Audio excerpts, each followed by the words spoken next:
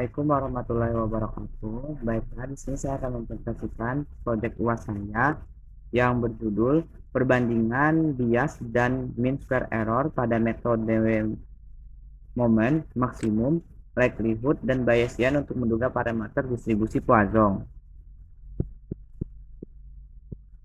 Selanjutnya itu adalah ada beberapa metode. Selanjutnya yaitu adalah terdapat beberapa metode estimasi yang digunakan yang sering digunakan dalam mengestimasi parameter suatu distribusi. Yang pertama ada metode moment, kemudian ada metode maksimum likelihood estimator dan metode Bayesian. Yang pertama itu adalah metode estimasi dengan menggunakan metode moment.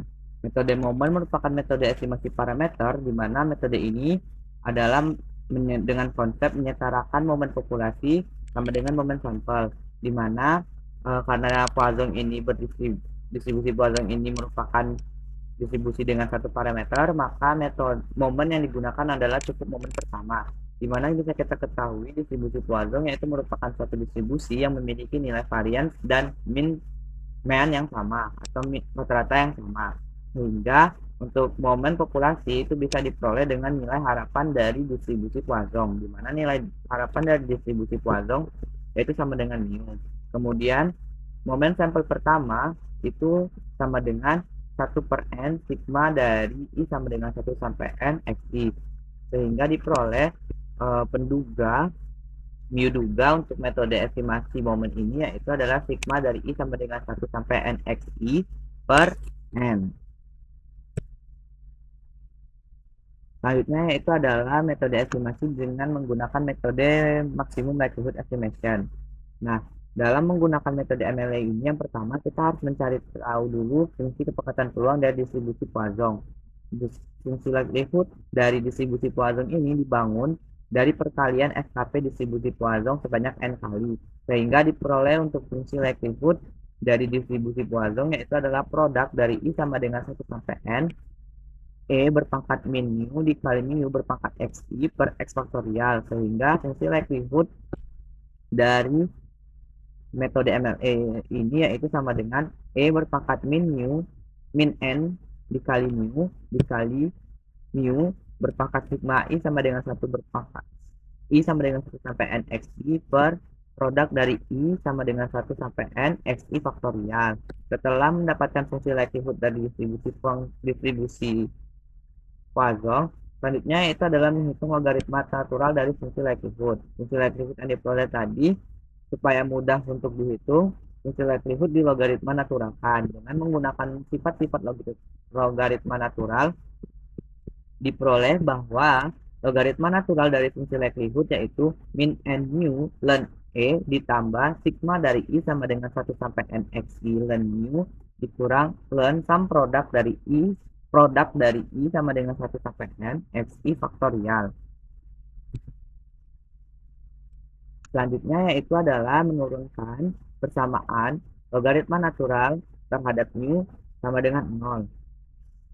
Ingat sifat turunan, karena kita menurunkan fungsi logaritma natural dari fungsi likelihood terhadap mu, maka persamaan-persamaan yang tidak mengandung mu bisa diabaikan. Dapat dilihat persamaan yang mengandung mu itu adalah persamaan yang pertama ini dan persamaan yang kedua ini. Sehingga turunan pertama terhadap mu dari min n mu ln E itu sama dengan min n, dan turunan pertama dari sigma dari I sama dengan 1 n xi ln mu itu sama dengan sigma I sama dengan 1 sampai n xi per mu, kemudian disama dengan 0, sehingga diperoleh nilai mu yaitu sigma dari I sama dengan 1 sampai n xi per n sama dengan mu. Selanjutnya itu adalah mengecek turunan kedua dari persamaan sebelumnya. Bisa dilihat persamaan turunan kedua dari sigma dari I sama dengan 1 sampai n xi per mu sama dengan n itu sama dengan min sigma dari I sama dengan 1n xi per mu kuadrat kurang dari 0, sehingga bisa diperoleh yaitu mu duga MLE sama dengan sigma dari I sama dengan 1 sampai n xi per n merupakan penduga maksimum bagi distribusi Poisson ini.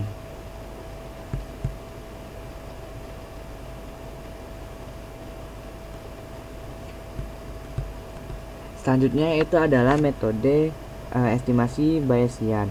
Metode Bayesian yaitu adalah sebuah estimasi yang berdasarkan pada peluang bersyarat, sehingga untuk melakukan pendugaan atau estimasi diperlukan sebuah informasi awal dari parameter yang disebut dengan distribusi prior. Distribusi prior dapat dinotasikan dengan P nu, yang dimana nu adalah parameter distribusi sampel Poisson. Sedangkan distribusi posteriornya dapat dicari dengan menggunakan persamaan 8 yang ada pada slide. Informasi tentang langkah-langkah estimasi menggunakan metode Bayes ini dapat dilihat pada penelitian sebelumnya yang dilakukan oleh Fahri dan Mutia yang dapat di-scan pada QR code yang ada pada slide, di mana penduga untuk distribusi Poisson ini yaitu dilambangkan dengan nu duga B adalah nu sama dengan A ditambah sigma dari I sama dengan 1 sampai N XI per N ditambah 1 per beta.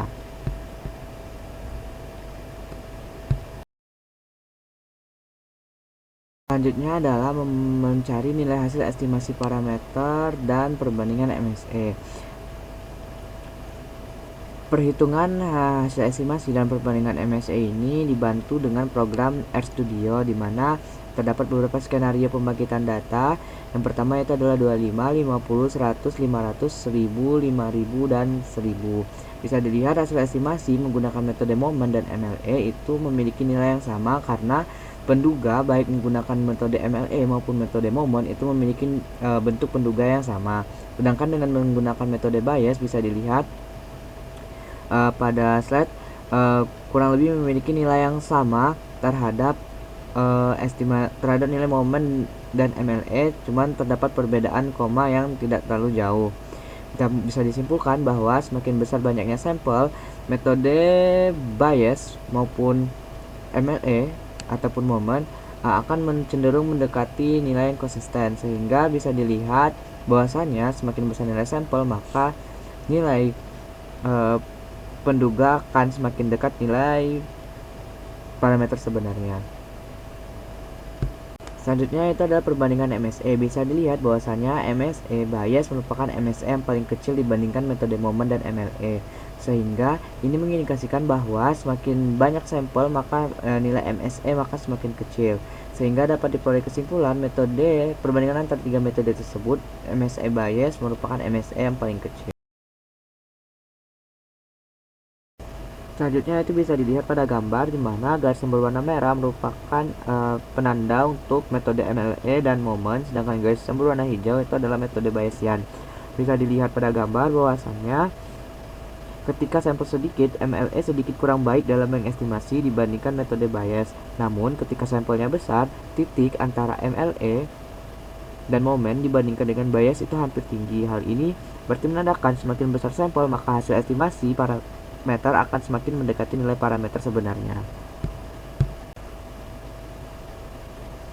Adapun kesimpulan dari metode ini bisa dilihat yaitu adalah hasil estimasi parameter menggunakan metode Moment dan MLE menghasilkan estimasi parameter yang identik sama sesuai dengan sifat distribusi Poisson.